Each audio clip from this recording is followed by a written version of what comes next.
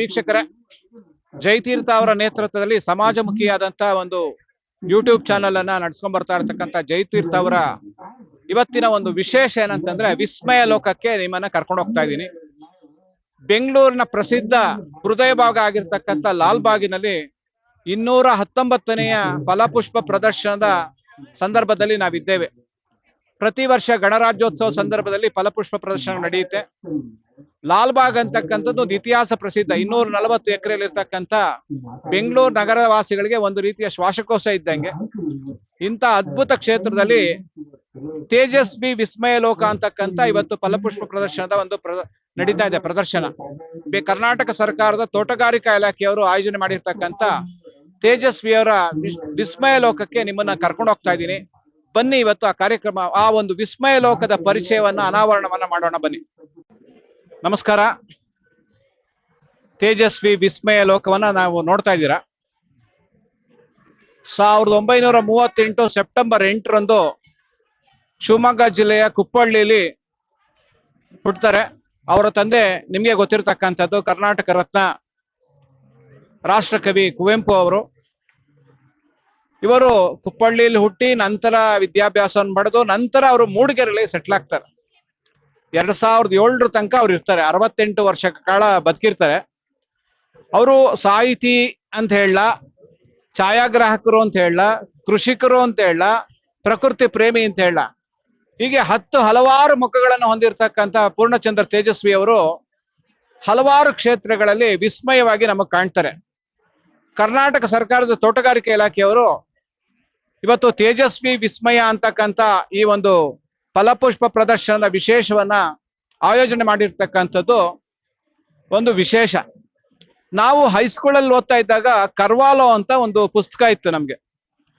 ಆ ಪುಸ್ತಕವನ್ನು ಓದ್ತಾ ಇದ್ದಾಗ ನಮ್ಗೆ ಮೂಡಿಗೆರೆಯ ಸಂಪೂರ್ಣ ಚಿತ್ರಣ ನಮ್ಮ ಮನಸ್ಸಿಗೆ ಬರ್ತಾ ಇತ್ತು. ಕಾಡಿನ ಪ್ರಪಂಚ, ಅಲ್ಲಿರ್ತಕ್ಕಂಥ ಕ್ರಿಮಿಕೀಟಗಳು, ಉಡಗಳು, ಪಕ್ಷಿಗಳು, ಹಾವು, ಈ ರೀತಿ ಹಲವಾರು ಆ ಒಂದು ಜೀರುಂಡೆಯ ಶಬ್ದಗಳು, ಈ ಎಲ್ಲ ವಿಚಾರಗಳು ನಮಗೆ ಕರ್ವಾಲೋ ಪುಸ್ತಕವನ್ನು ಓದ್ತಾ ಇದ್ದಾಗ ನಮ್ಗೆ ಬರ್ತಾ ಇತ್ತು.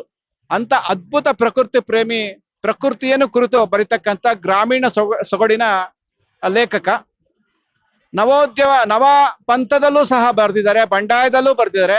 ಅವರು ಬರೆದಿರ್ತಕ್ಕಂಥ ಪ್ರಮುಖವಾಗಿರ್ತಕ್ಕಂಥದ್ದು ಅಬೆಚೂರಿನ ಪೋಸ್ಟ್ ಆಫೀಸ್ ಅಂತಕ್ಕಂಥದ್ದು, ಕುಬಿ ಮತ್ತೆ ಇಲಿಯಾಲ, ತಬರನ ಕತೆ ಅಂತ ನೀವು ಕೇಳಿರ್ಬೋದು. ಅದು ಒಂದು ಚಲನಚಿತ್ರವಾಗಿ ಚಾರು ಹಾಸನ್ ಅವರು ಅದ್ರಲ್ಲಿ ನಟನೆ ಮಾಡಿದ್ರು. ರಾಷ್ಟ್ರೀಯ ಪ್ರಶಸ್ತಿ ಪಡೆದಂತ ತಬರನ ಕತೆ, ಮತ್ತೆ ಚಿದಂಬರ ರಹಸ್ಯ, ಕರವಾಲ, ಹೀಗೆ ಹಲವಾರು ಪ್ರಮುಖ ಕೃತಿಗಳ ಮಾತ್ರ ನಾನು ಹೆಸರಿಸ್ತಾ ಇದ್ದೀನಿ. ಹಲವಾರು ವಿಚಾರಧಾರೆಗಳು ಅವ್ರದ್ದು. ಯಾಕೆ ಅಂತಂದ್ರೆ ಅವ್ರದ್ದು ಸತ್ಯ ಪಥವನ್ನ ಅವರು ಪ್ರತಿಪಾದನೆ ಮಾಡ್ತಾ ಇದ್ರು. ಯಾವುದೇ ಜಾತಿ ಧರ್ಮದ ಅನುಯಾಯಿ ಆಗಿಲ್ಲದೆ ಪ್ರಕೃತಿ ಪ್ರೇಮಿಯಾಗಿ, ಪ್ರಕೃತಿಯಲ್ಲಿ ಅಂದ್ರೆ ಪಂಚಭೂತಗಳನ್ನೇ ದೇವರು ಅಂತಕ್ಕಂಥದ್ದು. ಅವರು ಕೃಷಿಕರಾಗಿ ಯಶಸ್ವಿಯಾಗಿದ್ರು, ಛಾಯಾಗ್ರಾಹಕರಾಗಿ ಯಶಸ್ವಿಯಾಗಿದ್ರು, ಹೀಗೆ ಹಲವಾರು ಕ್ಷೇತ್ರಗಳಲ್ಲಿ ಯಶಸ್ವಿಯಾಗಿದ್ರು. ಮತ್ತೆ ಇನ್ನೊಂದು ವಿಶೇಷ ಏನಪ್ಪಾ ಅಂತಂದ್ರೆ ಅವ್ರಿಗೆ ಕೇಂದ್ರ ಸಾಹಿತ್ಯ ಅಕಾಡೆಮಿ ಪ್ರಶಸ್ತಿ ಬರುತ್ತೆ. ಕನ್ನಡದಲ್ಲಿ ಇಬ್ಬರಿಗೆ ಮಾತ್ರ ತಂದೆ ಮಗನಿಗೆ ಕೇಂದ್ರ ಸಾಹಿತ್ಯ ಅಕಾಡೆಮಿ ಪ್ರಶಸ್ತಿ ಬಂದಿರತಕ್ಕಂಥ DVG ಮತ್ತೆ ಅವರ ಮಗ ಸ್ವಾಮಿ ಅವ್ರಿಗೆ, ನಂತರ ಕುವೆಂಪು ಮತ್ತೆ ಅವರ ಮಗ ಪೂರ್ಣಚಂದ್ರ ತೇಜಸ್ವಿ ಅವ್ರಿಗೆ ಪಂಪ ಪ್ರಶಸ್ತಿಯನ್ನು ಪಡೆದಿರ್ತಾರೆ. ಹೀಗೆ ಹಲವಾರು ಪ್ರಶಸ್ತಿಗಳನ್ನು ಪಡೆದಿರ್ತಕ್ಕಂಥ ಪೂರ್ಣಚಂದ್ರ ತೇಜಸ್ವಿ ಅವರ ಈ ಒಂದು ವಿಸ್ಮಯ ಲೋಕವನ್ನ ನೋಡ್ತಾ ಇದ್ರೆ ನಮ್ಗೆ ಒಂಥರ ಜೀವನ ಒಂದು ವಿಸ್ಮಯ ಆಗ್ತಾ ಇದೆ.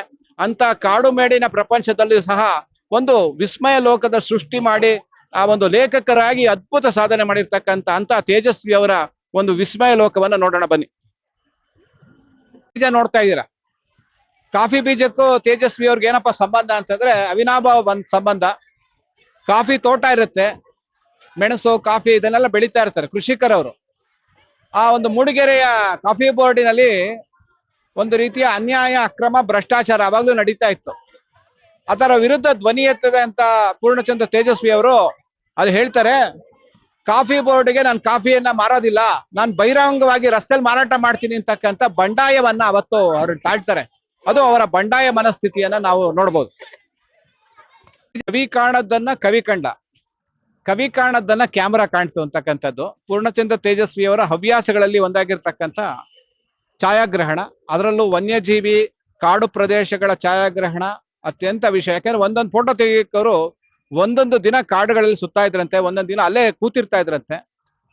ಆ ಕಾಡಿನ ವಿಸ್ಮಯವನ್ನ ಜನಸಾಮಾನ್ಯರಿಗೆ ತಿಳಿಸ್ತಕ್ಕಂಥ ಅಲ್ಲಿ ಶಾಂತಿ ಇರಬೇಕು, ನೆಮ್ಮದಿ ಇರಬೇಕು. ಅವ್ರು ಹೇಳ್ತಾರೆ ತಮ್ಮ ಮಾತುಗಳಲ್ಲಿ, ನಾನೊಂದು ಫೋಟೋ ತೆಗಿಯಕ್ ಹೋದಾಗ ಆ ಕಾಡಿನ ಒಳಗಡೆ ಇರ್ತಕ್ಕಂಥ ಆ ಒಂದು ಶಬ್ದ, ಒಂದು ನಿಶ್ಶಬ್ದ, ಶಬ್ದ ಮತ್ತು ನಿಶ್ಶಬ್ದದ ಬದುಕಿನೇ ಕಾಡು ಅಂತಕ್ಕಂಥದ್ದು, ಕಾಡಿಲಿರ್ತಕ್ಕಂಥ ಅದ್ಭುತ ಸೌಂದರ್ಯಗಳನ್ನ ಸವಿತಾ ಇದ್ರು. ಆ ಅದ್ಭುತ ಸೌಂದರ್ಯಗಳನ್ನ, ಶಬ್ದಗಳನ್ನ ತಮ್ಮ ಕಾವ್ಯ ರೂಪಗಳಲ್ಲಿ, ಕಾದಂಬರಿಗಳ ರೂಪದಲ್ಲಿ ಜನಸಾಮಾನ್ಯರಿಗೆ ತಿಳಿಸ್ತಕ್ಕಂಥ ಪ್ರಯತ್ನ. ಯಾಕಂದ್ರೆ ಅವರ ಆ ಕಾವ್ಯ ಕೃತಿಗಳನ್ನು ಓದ್ತಾ ಇದ್ರೆ, ನಾವು ಆ ಕರ್ವಾಲೋ ಅಂತಕ್ಕಂಥದ್ದು ನಾನು ಓದ್ತಾ ಇದ್ದಾಗ ಆ ಮೂಡಿಗೆರೆಯ ಕಾಡಿನ ವಾತಾವರಣವನ್ನೇ ನಮ್ಗೆ ಸೃಷ್ಟಿ ಮಾಡ್ಕೊಳ್ತಕ್ಕಂಥ ನಮ್ಮ ಸಾಹಿತ್ಯ ಬ್ರಹ್ಮ ಪೂರ್ಣಚಂದ್ರ ತೇಜಸ್ವಿ ಚಿತ್ರಕಾರರಾಗಿ ನೋಡಿದ್ದೀರಾ. ಅವರು ವರ್ಣಚಿತ್ರಕಾರರು ಸಹ ಚಿತ್ರಕಲೆಯನ್ನು ಬಿಡಿಸ್ತಾ ಇದ್ರು. ಇದಕ್ಕೆಲ್ಲ ಮೂಲ ಪ್ರೇರಣೆ ಕಾಡು, ಕಾಡಿನ ಪರಿಸರ, ವನ್ಯಜೀವಿಗಳು, ಅವರ ಒಂದು ಇಚ್ಛಾಶಕ್ತಿ. ಆ ವರ್ಣ ಚಿತ್ರಗಳ ಒಂದು ಏನ್ ಬಿಡಿಸ್ತಾ ಇದ್ರಲ್ಲ, ಅದು ಅವ್ರಿಗೆ ಮೂಲ ಪ್ರೇರಣೆ ಕಾಡು, ಪರಿಸರ. ಈ ಎಲ್ಲ ಪ್ರೇರಣೆಯಿಂದ ಅವರು ಛಾಯಾಗ್ರಾಹಕರಾಗಿದ್ರು, ಮತ್ತೆ ಸಂಗೀತಗಾರರಾಗಿದ್ರು, ಮತ್ತೆ ಚಲನಚಿತ್ರ ಇದು ಛಾಯಾಚಿತ್ರ ಜೊತೆ ವರ್ಣಚಿತ್ರವನ್ನು ಬಿಡಿಸ್ತಕ್ಕಂಥ ಕಲಾವಿದನೂ ಸಹ ನಾವು ಪೂರ್ಣಚಂದ್ರ ತೇಜಸ್ವಿಯಲ್ಲಿ ಕಾಣಬಹುದು. ಬೀಜ ನೋಡ್ತಾ ಇದ್ದೀರಾ, ಕಾಫಿ ಬೀಜಕ್ಕೂ ತೇಜಸ್ವಿ ಅವ್ರಿಗೆ ಏನಪ್ಪಾ ಸಂಬಂಧ ಅಂತಂದ್ರೆ ಅವಿನಾಭಾವ ಒಂದ್ ಸಂಬಂಧ. ಕಾಫಿ ತೋಟ ಇರುತ್ತೆ, ಮೆಣಸು, ಕಾಫಿ ಇದನ್ನೆಲ್ಲ ಬೆಳೀತಾ ಇರ್ತಾರೆ ಕೃಷಿಕರವರು. ಆ ಒಂದು ಮೂಡಿಗೆರೆಯ ಕಾಫಿ ಬೋರ್ಡಿನಲ್ಲಿ ಒಂದು ರೀತಿಯ ಅನ್ಯಾಯ, ಅಕ್ರಮ, ಭ್ರಷ್ಟಾಚಾರ ಅವಾಗ್ಲೂ ನಡೀತಾ ಇತ್ತು. ಅದರ ವಿರುದ್ಧ ಧ್ವನಿ ಎತ್ತದೆ ಅಂತ ಪೂರ್ಣಚಂದ್ರ ತೇಜಸ್ವಿ ಅವರು ಅಲ್ಲಿ ಹೇಳ್ತಾರೆ, ಕಾಫಿ ಬೋರ್ಡ್ಗೆ ನಾನು ಕಾಫಿಯನ್ನ ಮಾರೋದಿಲ್ಲ, ನಾನು ಬಹಿರಂಗವಾಗಿ ರಸ್ತೆಯಲ್ಲಿ ಮಾರಾಟ ಮಾಡ್ತೀನಿ ಅಂತಕ್ಕಂಥ ಬಂಡಾಯವನ್ನ ಅವತ್ತು ಅವರು ತಾಳ್ತಾರೆ. ಅದು ಅವರ ಬಂಡಾಯ ಮನಸ್ಥಿತಿಯನ್ನ ನಾವು ನೋಡ್ಬೋದು. ನೋಡ್ತಾ ಇದ್ದೀರಾ ಈ ಚಿತ್ರ, ಬರಿತಾ ಇರ್ತಕ್ಕಂಥ ಚಿತ್ರ. ಆದ್ರೆ ನವ್ಯ, ನವೋದಯ, ಬಂಡಾಯ ಹೀಗೆ ಹಲವಾರು ಪ್ರಾಕಾರಗಳಲ್ಲಿ ಆ ಒಂದು ಕೊಂಡಿ ಏನು ಸರಪಳಿ ಇತ್ತು, ಕಳಿಸಿ ಹೋಗಿತ್ತು, ಅದನ್ನ ಸೇರಿಸ್ತಕ್ಕಂಥ ಕೆಲಸ. ಸಮನ್ವಯದ ಕೊರತೆ ಇದ್ದಂತ ಕಾಲದಲ್ಲಿ ಸಮನ್ವಯತೆಯನ್ನು ತಂದಂತ ಒಬ್ಬ ಆಧುನಿಕ ಕ್ರಾಂತಿಕಾರಿ ಲೇಖಕರಾಗಿರ್ತಕ್ಕಂಥ ಪೂರ್ಣಚಂದ್ರ ತೇಜಸ್ವಿ ಅವರ ಒಂದು ಅದ್ಭುತವಾದ ಕೆಲಸವನ್ನು ನಾವು ನೆನಿಬೇಕಾಗುತ್ತೆ. ಅವರ ಒಂದು ದೂರದರ್ಶಿತ್ವ ಯಾವ ರೀತಿ ಇತ್ತು ಅಂತಂದ್ರೆ, ಇವತ್ತು ತಂತ್ರಜ್ಞಾನ, ಕಂಪ್ಯೂಟರ್ ಬಳಕೆ ಎಲ್ಲ ಕಡೆ ಆಗ್ತಾ ಇದೆ, ಇಂಗ್ಲಿಷ್ನ ಬಳಕೆ ಆಗ್ತಾ ಇದ್ದ ಸಂದರ್ಭದಲ್ಲಿ ಆ ಒಂದು ತಂತ್ರಜ್ಞಾನಕ್ಕೆ ಕನ್ನಡದ ಅಳವಡಿಕೆ ಮಾಡಬೇಕು ಅಂತಕ್ಕಂಥ ಮನಸ್ಥಿತಿ ಅವಾಗಲೇ ಇತ್ತು ಅವ್ರಿಗೆ. ಅವ್ರು ಹೇಳ್ತಾ ಇದ್ರು, ಗಣಕ ಅಂದ್ರೆ ಕಂಪ್ಯೂಟರ್ ಅಲ್ಲಿ ಕನ್ನಡವನ್ನು ಬಳಸಕ್ ಸಾಧ್ಯ ಆಗದೆ ಇದ್ರೆ ಕನ್ನಡ ಉಳಿಸುವುದು ಕಷ್ಟ ಅಂತಕ್ಕಂಥದ್ದು. ಯಾಕೆ ಅಂತಂದ್ರೆ ಇವತ್ತಿನ ಸ್ಪರ್ಧಾತ್ಮಕ ಯುಗದಲ್ಲಿ ಕನ್ನಡದ ಒಂದು ಬಳಕೆ ಗಣಕೀಕರಣದಲ್ಲಿ ಇವತ್ತು ಉಪಯೋಗ ಆಗ್ತಾ ಇದೆ. ಆದ್ರೆ ಅವತ್ತೇ ಅವ್ರು ಹೇಳಿದ್ರು, ಕನ್ನಡವನ್ನ ಉಳಿಸ್ಬೇಕು ಅಂತಂದ್ರೆ ಕಂಪ್ಯೂಟರ್ನಲ್ಲೂ ಸಹ ಗಣಕ ಯಂತ್ರವನ್ನ ಅಳವಡಿಸ್ಕೊಂಡಂತ ಸುಲಭವಾಗಿ ಕೆಲಸ ಮಾಡೋ ರೀತಿ ಆಗ್ಬೇಕು ಅಂತಕ್ಕಂಥ ಒಂದು ವಿಚಾರವನ್ನ ಅವತ್ತೇ ನಮ್ಗೆ ತೇಜಸ್ವಿ ಅವರು ಹೇಳಿದ್ರು. ಈ ತೇಜಸ್ವಿ ವಿಸ್ಮಯದಲ್ಲಿ ತೇಜಸ್ವಿಯರ ವಿಭಿನ್ನ ಮುಖಗಳ ಅನಾವರಣ ಇಲ್ಲಿ ಆಗ್ತಾ ಇದೆ. ಅವರು ಮೂಲತಃ ಲೇಖಕರಾಗಿದ್ರು ಸಹ ಸಿತಾರ್ ವಾದಕರು, ಮತ್ತೆ ಚಲನಚಿತ್ರವನ್ನು ಬಿಡಿಸ್ತಕ್ಕಂಥ, ವರ್ಣಚಿತ್ರವನ್ನು ಬಿಡಿಸ್ತಕ್ಕಂಥವ್ರು, ಛಾಯಾಗ್ರಾಹಕರು. ಕೋವಿ ಹಿಡಿದಿರ್ತಕ್ಕಂಥ ನಮ್ಮ ತೇಜಸ್ವಿಯರನ್ನ ನೋಡ್ತಾ ಇದ್ವಿ. ಅವರು ಮಾಂಸಕ್ಕೋಸ್ಕರ ನಾನು ಕೋವಿ ಹಿಡಿತಿಲ್ಲ, ಒಂದು ಹವ್ಯಾಸಕ್ಕೋಸ್ಕರ ಅಂತ ಅವ್ರು ಹೇಳ್ತಾ ಇದ್ರು. ಆಗಿನ ಕಾಲದಲ್ಲಿ ಆ ಒಂದು ಪರ್ಮಿಷನ್ ಇತ್ತು ಅನ್ಸುತ್ತೆ. ನಂತರ ಛಾಯಾಚಿತ್ರವನ್ನ ತೆಗಿತಕ್ಕಂಥದ್ದು, ಪ್ರಕೃತಿಯ ಅಂದ್ರೆ ಕಾಡಿನ ಮೇಡಿನಲ್ಲಿ ಅಲ್ದು ಆ ಛಾಯಾಚಿತ್ರವನ್ನು ತೆಗಿತಕ್ಕಂಥದ್ದು. ಮತ್ತೆ ಮೂಲತಃ ನೇಗಿಲ ಯೋಗಿ ಅವರು. ನೇಗಿಲ ಯೋಗಿ ಅಂತಂದ್ರೆ ರೈತ, ನಮ್ಮ ಬೆನ್ನೆಲುಬು ಅಂತ ಹೇಳ್ತೀವಿ. ಆ ಕೃಷಿ, ಜೈನು ಕೃಷಿ, ಮತ್ತೆ ಹೊಲ ಉಳ್ತಕ್ಕಂಥದ್ದು, ತೋಟದ ನಿರ್ಮಾಣ, ಕಾಫಿ ಅಲ್ಲಿ ಒಂದು ಬಂಡಾಯ ಅವರ ಮನಸ್ಸಲ್ಲಿ ಎದ್ದೇಳುತ್ತೆ. ಯಾಕೆ ಅಂತಂದ್ರೆ ಕಾಫಿ ಬೋರ್ಡ್ ಮಂಡಳಿ ನಡೀತಾ ಇರ್ತಕ್ಕಂಥ ಅನ್ಯಾಯದ ವಿರುದ್ಧ ಪ್ರತಿಭಟನೆ ಶುರು ಮಾಡ್ತಾರೆ. ಆ ಪ್ರತಿಭಟನಾ ಮನಸ್ಥಿತಿನೂ ಸಹ ಇಲ್ಲಿ ಒಂದು ಮೂರ್ತಿವೆತ್ತ ಚಿತ್ರವನ್ನ ಇಲ್ಲಿ ಮಾಡಿದ್ದಾರೆ. ಹೀಗೆ ಹಲವಾರು ವಿಭಿನ್ನ ಮುಖಗಳ, ಯಾಕೆಂದ್ರೆ ಒಬ್ಬ ವ್ಯಕ್ತಿಯಲ್ಲಿ ಎಲ್ಲಾ ರೀತಿಯ ಹೋಲಿಸ್ಟಿಕ್ ಡೆವಲಪ್ಮೆಂಟ್ ಅಂತಲ್ಲ, ಆ ರೀತಿ ತೇಜಸ್ವಿ ಅವರ ಏನು ಪೂರ್ಣಚಂದ್ರ ತೇಜಸ್ವಿ ಅವರ ಒಂದು ಬದುಕಿನ ಅನಾವರಣವನ್ನ ಕನ್ನಡಿಗರು ನೋಡೋದಕ್ಕೆ ಒಂದು ಅವಕಾಶವನ್ನ ತೋಟಗಾರಿಕೆ ಇಲಾಖೆಯವರು ಮಾಡ್ಕೊಟ್ಟಿದ್ದಾರೆ. ಮುಪ್ಪಾಗಿನಲ್ಲಿ ಮಲೆನಾಡಿನ ವಾತಾವರಣದ ಸೃಷ್ಟಿ ಮಾಡಿರ್ತಕ್ಕಂಥ ಆ ಸೃಷ್ಟಿಕರ್ತ ಬ್ರಹ್ಮ ನಾವು ಕಾಣ್ತಾ ಇಲ್ಲ. ಆದ್ರೆ ಈ ಲಾಲ್ಬಾಗಿನ ಈ ಒಂದು ಮಲೆನಾಡಿನ ವಾತಾವರಣದ ಸೃಷ್ಟಿ ಮಾಡಿರ್ತಕ್ಕಂಥ ನಮ್ಮ ಡಾಕ್ಟರ್ ಜಗದೀಶ್ ಅವರು ಇದ್ದಾರೆ, ಅಡಿಷನಲ್ ಡೈರೆಕ್ಟರ್ ಆಗಿರ್ತಕ್ಕಂಥ ತೋಟಗಾರಿಕೆ ಇಲಾಖೆಯಲ್ಲಿ ಅತ್ಯಂತ ಪ್ರಾಮಾಣಿಕವಾಗಿ ಕೆಲಸವನ್ನು ಮಾಡ್ಕೊಂಬ. ನಾನು ತುಂಬಾ ವರ್ಷದಿಂದ ನೋಡಿದೆ, ಅವ್ರು ಎಲೆಮರೆ ಕಾಯಾಗಿರ್ತಾರೆ, ಎಲ್ಲೂ ಬರೋದಿಲ್ಲ, ಸೈಲೆಂಟ್ ಆಗಿ ಕೆಲಸ. ಕರ್ಮಯೋಗಿ ಅಂತಂದ್ರೆ ಇವರ ನಿಷ್ಕಾಮ ಕರ್ಮಯೋಗಿ, ಭಗವದ್ಗೀತೆಯಲ್ಲಿ ಕೇಳಿದೀವಿ. ಅಂತ ಒಬ್ಬ ಕರ್ಮಯೋಗಿ ಜಗದೀಶ್ ಅವರು ನಮ್ಮ ಜೊತೆ ಸರ್. ಇವತ್ತು ಪೂರ್ಣಚಂದ್ರ ತೇಜಸ್ವಿ ಅವರ ಒಂದು ವಿಸ್ಮಯವನ್ನ ನಾವು ನೋಡ್ತಾ ಇದೀವಿ ಎಲ್ಲ. ಯಾಕೆ ನಾನು ಒಬ್ಬ ತೇಜಸ್ವಿ ಅವರ ಅಭಿಮಾನಿಯಾಗಿ ಮತ್ತೆ ಕುವೆಂಪು ಅಭಿಮಾನಿಯಾಗಿ ಇವತ್ತು ಮಲೆನಾಡಿನ ವಾತಾವರಣವನ್ನ ಸೃಷ್ಟಿ ಮಾಡಿದ್ರೆ ಬೆಂಗಳೂರು ನಗರದಲ್ಲಿ ಒಂದು ವಿಸ್ಮಯ. ಯಾಕಂದ್ರೆ ಈ ವಿಸ್ಮಯದ ಹಿಂದಿರ್ತಕ್ಕಂಥ ವಿಸ್ಮಯ ಬಗ್ಗೆ ಸ್ವಲ್ಪ ತಿಳಿಸ್ಕೊಡಿ ಸರ್. ಈಗ ತಮ್ಗೆಲ್ಲ ತಿಳಿದಿರುವ ಹಾಗೆ KP ಪೂರ್ಣಚಂದ್ರ ತೇಜಸ್ವಿ ಅವರು ಕೇವಲ ಬರಹಗಾರರಲ್ಲ. ಅವರು ಈಗ ಏನು ತೇಜಸ್ವಿ ಮತ್ತು ನಿಸರ್ಗ ಒಂದೇ ನಾಣ್ಯದ ಎರಡು ಮುಖಗಳಿದ್ದ ಹಾಗೆ. ತೇಜಸ್ವಿ ಅಂತಂದ್ರೆ ನಿಸರ್ಗ, ಕಾಡು, ಮೇಡು, ಪ್ರಾಣಿ, ಪಕ್ಷಿ, ಕೀಟ ಇವುಗಳನ್ನ ಹೊರತುಪಡಿಸಿ ನಾವು ಮಾತಾಡ್ಲಿಕ್ಕೆ ಸಾಧ್ಯನೇ ಇಲ್ಲ. ಅದರ ಜೊತೆಗೆ ಅವರ ಸೃಜನಶೀಲವಾದಂತ ಹಲವಾರು ಹವ್ಯಾಸಗಳು, ಅದು ನಿಜಕ್ಕೂ ಕೂಡ ಒಬ್ಬ ಮನುಷ್ಯನಿಂದ ಇಷ್ಟೆಲ್ಲ ಒಂದು ಚಟುವಟಿಕೆನ ಮಾಡ್ಲಿಕ್ಕೆ ಸಾಧ್ಯನಾ ಅಂತ ಹೇಳಿ ಹುಬ್ಬೇರಿಸ್ತಕ್ಕಂತ ಒಂದು ನಿಟ್ಟಿನಲ್ಲಿ ತೇಜಸ್ವಿ ಅವರು ನಮ್ಗೆಲ್ಲ ಕಾಣ್ತಾರೆ. ಅವರ ಸಾಹಿತ್ಯ ಕೃಷಿನಲ್ಲಿ 54ಕ್ಕೂ ಹೆಚ್ಚು ಕೃತಿಗಳು ಹೊರಬಂದಿದೆ. ಅವರ ಕರ್ವಾಲು ಕಾದಂಬರಿ 75ಕ್ಕೂ ಹೆಚ್ಚು ಬಾರಿ ಮರುಮುದ್ರಣಗೊಂಡಿರ್ತಕ್ಕಂಥದ್ದು ಒಂದು ಸರ್ವಕಾಲಿಕ ದಾಖಲೆಯಾಗಿದೆ. ಸೊ ಇಷ್ಟೆಲ್ಲ ಒಂದು ನೈಜತೆಯನ್ನ ಈ ಕನ್ನಡಿಗರಿಗೆ ಕೊಟ್ಟಿರ್ತಕ್ಕಂಥ ತೇಜಸ್ವಿ ಅವ್ರನ್ನ ಬೆಂಗಳೂರಿನಲ್ಲಿ ಒಂದು ನಮ್ಮ ಏನು ಕಾಂಕ್ರೀಟ್ ಕಾಡಿನ ನಡುವೆ ತೋರಿಸ್ತಕ್ಕಂಥದ್ದು ನಿಜಕ್ಕೂ ಊಹಿಸ್ಲಿಕ್ಕೆ ಆಗಲ್ಲ. ಯಾಕೆಂದ್ರೆ ತೇಜಸ್ವಿ ಅವರು ಬೆಂಗಳೂರಿಗೆ ಬಂದಾಗ ಅವರು ಒಂದು ದಿನ ಇಲ್ಲಿ ಇರ್ಲಿಕ್ಕೆ ಪ್ರಯಾಸ ಪಡ್ತಾ ಇದ್ರು, ಎಷ್ಟು ಬೇಗ ತನ್ನ ಗೂಡಿಗೆ ಹೋಗ್ಬೇಕು ಅಂತಕ್ಕಂಥದ್ದು. ಆ ನಿಟ್ಟಿನಲ್ಲಿ ನಾವೇನ್ ಮಾಡಿದ್ದೇವೆ, ಗಾಜನ ಮನೆಯ ಮಧ್ಯಭಾಗದಲ್ಲಿ ತಾವು ಹೇಳಿದಾಗೆ ಒಂದು ಸಹ್ಯಾದ್ರಿಯ ಒಂದು ಏನು ಒಂದು ಪ್ರತಿಕೃತಿಯನ್ನ ನಿರ್ಮಾಣ ಮಾಡಿದ್ದೇವೆ. ಅಲ್ಲಿರ್ತಕ್ಕಂಥ ಜಲಪಾತ, ಅಲ್ಲಿರ್ತಕ್ಕಂಥ ಗಿಡಗಳು, ಕೀಟ, ಪಕ್ಷಿ, ಪ್ರಾಣಿ, ಅದರ ನಡುವೆ ತೇಜಸ್ವಿಯವರ ನಿರುತ್ತರದ ಮನೆಯನ್ನ ಪುಷ್ಪ ಪ್ರತಿರೂಪದಲ್ಲಿ ಮೂಡಿ ಬಂದಿದೆ.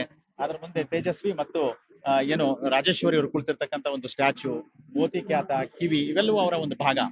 ಅದರ ಜೊತೆಗೆ ಈ ಒಂದು ಒಂದು ಏನು ಪರ್ವತದ ಹಿಂಭಾಗದಲ್ಲಿ ನಮ್ಮ ಕರ್ವಾಲೋ ಕಾದಂಬರಿಯ ಒಂದು ಸೃಷ್ಟಿ ಇದೆ. ಅದರಲ್ಲಿ ಪ್ರಮುಖವಾಗಿ ಒಂದು ದಟ್ಟವಾದಂತ ಕಾಡು ಮತ್ತು ಕರ್ವಾಲೋ ಕಾದಂಬರಿಯ ಒಟ್ಟಾರೆ ಸನ್ನಿವೇಶವನ್ನು ಕೂಡ ನೋಡಬಹುದು. ಸರ್, ಆಕ್ಚುಲಿ ನಾವು ಶಾಲಾ ದಿನಗಳಲ್ಲಿ ಕರ್ವಾಲೋ ಬಗ್ಗೆ ನಾನ್ ಡೀಟೈಲ್ ಆಗಿತ್ತು. ಹೌದು, ನಾವು ಅವಾಗ ಓದ್ತಾ ಇದ್ದಾಗ ಅದು ಒಂದು ರೀತಿಯ ಭ್ರಮಾಲೋಕನ, ಆ ಕಾಡಿನೊಳಗೆ ನಾವು ಹೋಗುವಂತ ಆ ಒಂದು ಬರವಣಿಗೆ ನಮ್ಗೆ ಮನಸ್ಸಿಗೆ ಮುಟ್ತಕ್ಕಂಥದ್ದು. ಇವತ್ತು ಒಂದು ರೀತಿ ಅದು ನಿಜದ ಅನಾವರಣವನ್ನ ನೀವು ನಮ್ಗೆ ತೋಟಗಾರಿಕೆ ಇಲಾಖೆ ಪರವಾಗಿ ಮಾಡಿದೀರಾ. ಮತ್ತೆ ಇದೊಂದೇನು ಮಂತ್ರಮಾಂಗಲ್ಯ ಅಂತಕ್ಕಂಥ ಕುವೆಂಪು ಅವರ ಮಂತ್ರಮಾಂಗಲ್ಯ, ಇದ್ರ ಬಗ್ಗೆ ಏನಾದ್ರು ಹೇಳಿ.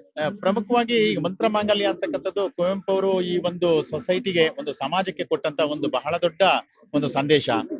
ಅದ್ದೂರಿ ಮದುವೆಗಳ ಮುಖಾಂತರ ನಾವು ಏನು ಹೆಣ್ಣೆತ್ತವರು ಕಷ್ಟಪಡ್ತಕ್ಕಂತ ಸಮಸ್ಯೆಗಳನ್ನ ನೋಡ್ತಾ ಇದೀವಿ.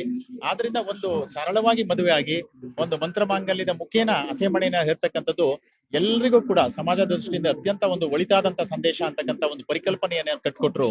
ಅದಕ್ಕೆ ಮೊದಲು ಸಾಕ್ಷಿಯಾಗಿದ್ದೆ ತೇಜಸ್ವಿ ಮತ್ತು ನಮ್ಮ ಏನು ರಾಜೇಶ್ವರಿ ಅವರು. ಸೊ ಅದನ್ನ ಕುವೆಂಪು ಅವರೇ ಸ್ವತಃ ಬೋಧನೆ ಮಾಡ್ತಾರೆ ಅವರ ನಿರುತ್ತರದಲ್ಲಿ. ಅಂದಿನಿಂದ ಇಂದಿನವರೆಗೂ ಕೂಡ ಲಕ್ಷಾಂತರ ಕೋಟ್ಯಾಂತರ ಜನ ಸರಳ ಮದುವೆಯ ಮೂಲಕ ಹಸೆಮಣೆಯನ್ನ ಏರ್ತಾ ಇದ್ದಾರೆ. ಆ ಒಂದು ಸಂದೇಶ ಮತ್ತಷ್ಟು ಜನರಿಗೆ ತಲುಪಬೇಕು. ಮತ್ತೆ ತೇಜಸ್ವಿ ಅವರು ಅದಕ್ಕೆ ಏನು ಒಂದು ಎಣೆಯನ್ನ ಹಾಕೊಟ್ರು, ಅದರ ಹಾದಿ ಕೂಡ ಗೊತ್ತಾಗ್ಬೇಕು ಅಂತಕ್ಕಂಥ ನಿಟ್ಟಿನಲ್ಲಿ ಈ ಒಂದು ಮಂತ್ರ ಮಾಂಗಲ್ಯದ ಪ್ರತಿರೂಪವನ್ನು ನಾವು ಇಲ್ಲಿ ತಂದಿದ್ದೇವೆ ಸರ್. ಸರ್, ತುಂಬಾ, ಯಾಕಂದ್ರೆ ಇಡೀ ಕರ್ನಾಟಕ ಜನತೆಯ ಪರವಾಗಿ ನೀವು ಧನ್ಯವಾದ ಸಲ್ಲಿಸ್ತೀನಿ. ಅಂದ್ರೆ ಮತ್ತೊಮ್ಮೆ ಪೂರ್ಣಚಂದ್ರ ತೇಜಸ್ವಿ ಅವರ ಒಂದು ಅನಾವರಣವನ್ನ ನಮ್ಗೆ ಮಾಡ್ಕೊಡ್ತಿದ್ರ.